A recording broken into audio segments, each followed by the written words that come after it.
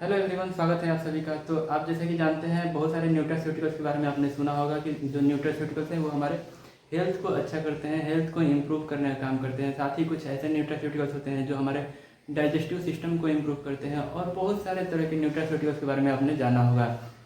जैसे कि आजकल प्रचलन में है, बहुत सारे लोग प्रोटीन्स को यूज करते हैं, तो वो भी एक तरह का न्यूट्रास्यूटिकल्स है।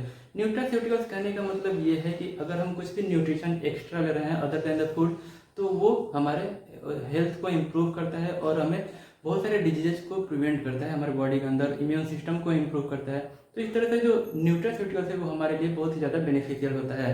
तो यहाँ पे हम बात करने वाले हैं कुछ ऐसे न्यूट्रास्यूटिकल्स की जो हमारे लिए एज अ ड्रग का काम करते हैं, जो हमारे लिए एज अ ड्रग का काम करते हैं। हमारे बहुत सारे जो डिजीजेज हैं उनको प्रिवेंट करने का काम करते हैं, या फिर उनको जो है उनके इम्प्रूवमेंट को रोकते हैं, और उनके उस कंडीशन को इम्प्रूव करने के लिए मदद करते हैं। तो यहाँ पे आप देख सकते हैं बहुत सारे जो ड्रग है उसके बारे में हम बात करेंगे। तो सबसे पहले हम बात करते हैं यहाँ पे स्पाइरुलिना के बारे में। स्पाइरुलिना क्या होता है? स्पाइरुलिना जो है वो एक ब्लू ग्रीन एल्गी होता है जो हमें मरीन सोर्स से ऑब्टेन होता है। जैसे कि आप जानते हैं कि ड्रग जो है हमें बहुत सारे नेचुरल सोर्सेज से ऑब्टेन होता है, तो वैसे ही स्पाइरुलिना जो है वो हमें मरीन सोर्स से ऑब्टेन होता है, जिसको हम ब्लू ग्रीन एल्गी भी बोलते हैं। तो यहाँ पे आप सोर्स देखेंगे कि सोर्स क्या होता है ब्लू ग्रीन एल्गी का या स्पाइरुलिना का। तो यहाँ पे आप देखेंगे कि ऑर्थ्रोस्पाइरा इंडिका जो है वो इसका सोर्स होता है। ऑर्थ्रोस्पाइरा इंडिका इसका सोर्स होता है। इसके अलावा ऑर्थ्रोस्पाइरा मैक्सिमा जो है वो इसका सोर्स होता है। इसके साथ ही स्पाइरुलिना मैक्सिमा है इसका सोर्स, ऑर्थ्रोस्पाइरा जेनेरिया इसका सोर्स है। तो इन सारे सोर्स के थ्रू क्या है, हम स्पाइरुलिना को ऑब्टेन करते हैं और फिर उसको फर्दर यूज करते हैं एज अ ड्रग। नेक्स्ट हम देखेंगे मार्कर कंपाउंड है वो कौन से इसके अंदर पाए जाते हैं। मार्कर कंपाउंड यानी कि मेन कंपाउंड जो हमारे बॉडी के अंदर थेरेप्यूटिक एक्शन के लिए रिस्पॉन्सिबल होता है। तो यहाँ पे हम देखेंगे मार्कर कंपाउंड क्या होता है स्पाइरुलिना के अंदर।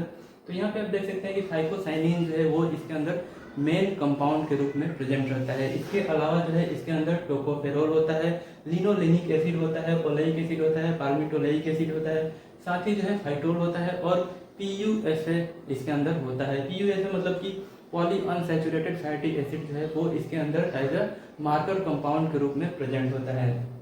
साथ ही अगर हम बात करेंगे केमिकल कंस्टिट्यूएंट इसके अंदर कौन से तरह के किस तरह के केमिकल कंस्टिट्यूएंट पाए जाते हैं, तो यहाँ पे आप देख सकते हैं प्रोटीन्स है, लिपिड्स है, अमीनो एसिड है, मिनरल्स है, कार्बोज है, विटामिन है, specially vitamin B12 and vitamin A।